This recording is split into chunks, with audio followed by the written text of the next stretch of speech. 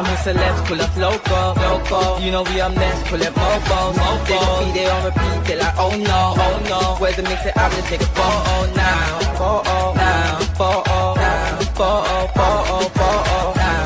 for now, I'm loco. But for now, be serving feet, I'm more loud. I said I'm more loud, I'm more loud. We can't touch down.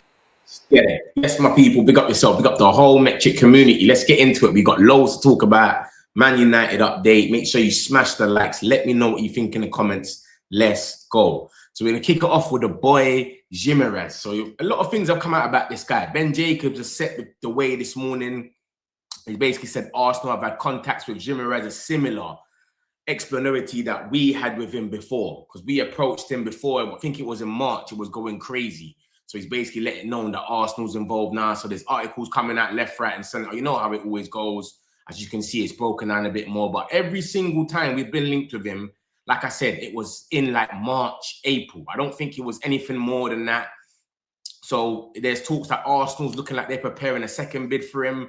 I don't think we're involved in it. He's 28.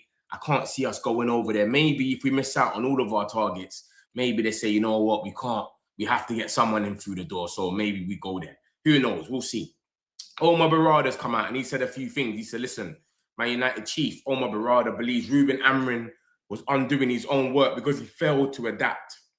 So he's been asked about certain things. I'm even shocked that he even broke it down like this, but he just basically said it's not tactics or talent, it's rigidity. So he's saying that he was too rigid. That's the situation. He didn't want to change at exact time when he had to change and maybe adapt to the situation. He was too stubborn. And we all know what Ruben Amorim was on. So it is where it is. It's just, we don't really need to go through that route again, but he just broke it down. He sat down, FT weekend or whatnot, and that's what went on.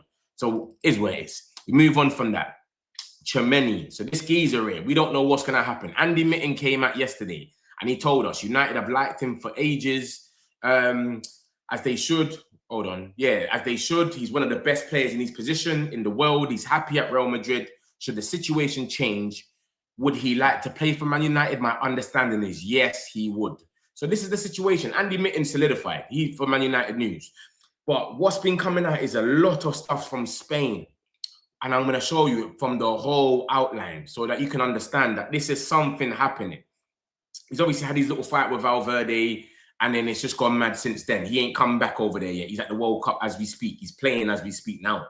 So here we go. Jose Mourinho does not consider Chouameni untouchable. He does not put him in the same bracket as Jude Bellingham. This is Ramon on the 16th of June. Ramon. So this is about 10 days ago. As you can see, watch out for Chouameni. He's not on the transfer list. That's another source on Real Madrid fan pages. None of these are Man United fan pages. This is the agents or the journalists that they believe in. Chouameni is the midfielder with the most chances to leave. Another journalist on the Real Madrid page, etc.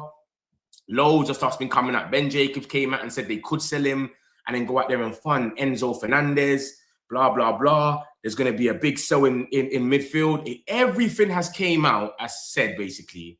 It's very likely it's going to be him. Man United are serious contenders if he does leave. Man United met his agents before he had the madness with Valverde. Roger came out and he said the same thing. And then look at this now. We're getting closer.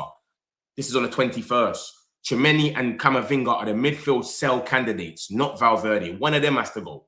Camavinga's already came out here a few times and said he doesn't want to leave. So I don't know. But we keep going. Look at this. Another source on the 21st of June. Keep Valverde, sell Camavinga or Chouameni. One of them has to go. And then I'm gonna fast forward. Look, there's so many more stuff. Look, Ben Jacobs came out and said the wage wouldn't be an issue. He said that yesterday. It would not be an issue. We will make him one of our top earners. Personal terms will not be a problem. Chouameni is happy at Real Madrid, but if the situation changes, which I read for you before, but Andy Mitten, he will be open to coming. And then look at this now, 10 hours ago. We was building it all up. I wasn't going to show you something about yesterday. You know, this is the today news. Real Madrid are now open to considering offers to sell Chouameni, and that is from The Athletic. This geezer is certified. Ornstein, Laurie Whitwell, that's The Athletic. That's what they do. They don't gas. And that is the situation. So they are open. And more sources are coming out and saying 1 hour ago that he is not in Jose Mourinho's plans. He could leave Real Madrid this summer. So, boy, you can see what's going on there. We look like we're the top front runners to go out there and get him if he does end up leaving. And it's looking very, very likely that he does end up leaving. So we'll see if he's not in Jose Mourinho's plans anyway. Ineos are imposing a strict recruitment policy this summer, sticking to their promise of being sensible in the transfer market. A long overdue midfield rebuild is underway after securing Edison from Atlanta to be completed after the World Cup. There's talks about a marquee signing. Talks of West Ham for Mateus Fernandez could collapse. This is what the iPaper is putting out there over the high asking price. So United have turned to Alex Scott, though no contact has been made yet because they're saying 80 million for Alex Scott. So basically, we're just sitting there and we're putting out our little briefs to say it could collapse. It's not going to collapse. We're still deep in that deal. We've been there for ages. I can't see Ineos leaving it now unless they're confident. They don't even go into deals until they're confident. And we saw what happened with Anderson. They wanted Anderson. He made it clear he wanted to go to City. And then we just backed out of that. And then boom, he's got his here we go. And then look at this. This came out today from Ornstein. That Anderson, yep, he got his here we go, whatever, 116 million, whatever you want to call it, 300K per week. This is what they're doing over there at City. 300K per week. Anderson's a good player. I reckon 105 million would have been it. But 116 and then 300K, we cannot compete. With all the little debts we got as well, I don't think we're in that little place there where we can go out there and start competing for these little things. So it is where it is. We move on to the boy Metra. So Metra, he's someone we've been looking at. We've scouting him so much. And obviously, he was with Jason Wilcox at the City Academy. So we've been linked with him. Newcastle are now considering a move. Keith Downey is very good for Newcastle News. They're talking about £73 million. They're trying to get that down. But this is the situation. Look how much times we've been linked with him. Metra. This is us being linked with him for ages. Since February, you can see that. February the 22nd, 52 million. Now, because of the World Cup, his price has gone up. But Newcastle are involved. So they've kind of came true and tried to crash the party. And we'll see what happens. Craig Hope spoke about it as well. United are linked with Metra, but not thought to be near the top of their list because they don't want to pay the £73.5 million. So they're trying to get the price down. If they can, then they will do something. If they can't, then it is where it is. It is where it is. Mateus Fernandez. So we know what's going on with him. He's just waiting. Everything that's been coming out has been saying stuff about Spurs. And look, Man United, he's probably too expensive for us and blah, blah, blah. But look at this. If Man United are currently trailing in the race to sign Mateus Fernandez. Spurs lead. They're offering a lucrative salary to him, proposing a larger upfront payment to West Ham. And on top of that, they're presenting a strong financial offer. So everything is going in Spurs' way. Why have they not signed him then?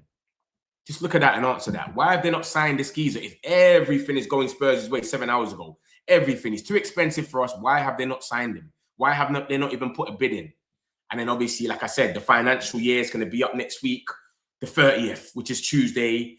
So that's when we're going to see what's really going on. Because they're saying they don't have to sell, so we'll see. You don't have to sell? All right, cool. Now we're going to test you and see what's really going on. So that's where we're at, my peoples, man, with that.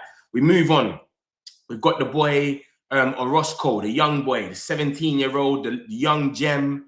And obviously he's coming through and he will travel this Sunday alongside, I think that's his agent or the chief scout of Man United to Manchester, to undergo his medical exams. So he's coming through. The young gem that we signed, I think it was last season, but we had to wait until he was 18. He's still 17 now. So he's going to come through. He's probably going to be in pre-season.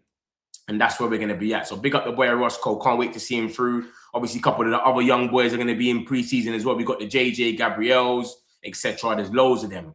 And yeah, that's just what it is right now. So big him up, medical, and then Edison's going to be next. And then we move on from that. This has come out as well about Somerville, that West Ham are keen to sign a winger with Somerville expected to leave, with Man United interested. While the board has no intention of selling Jared Bowen, there's still some interest from Aston Villa, but it's good to see that Man United are interested still in Somerville. We're still sitting at the table with them. And remember, they have to sell by the 30th of June because of FFP. So they're playing all these games. Tottenham's in the lead, etc. But the PSR deadline is the 30th of June and it's fast approaching. So what is going on? Like I said, look, Tottenham Hotspur now pay the most likely club to complete the deal who seems cash rich. So what's the long thing then? Is Tottenham waiting as well? To take the, like, I don't understand it. Let me know what you lot think in the comments. Smash the likes, my peoples. Subscribe. Done now. Some celebs pull up loco. You know we are next, pull up mobos. They gon' be there on repeat, they like, oh no. Where's the mix it out, let's take a photo now. Photo now. Photo now. Photo now. for now, I'm local. But now be serving feet, I'm more loud. I said I'm more loud, I'm more loud. Can't cost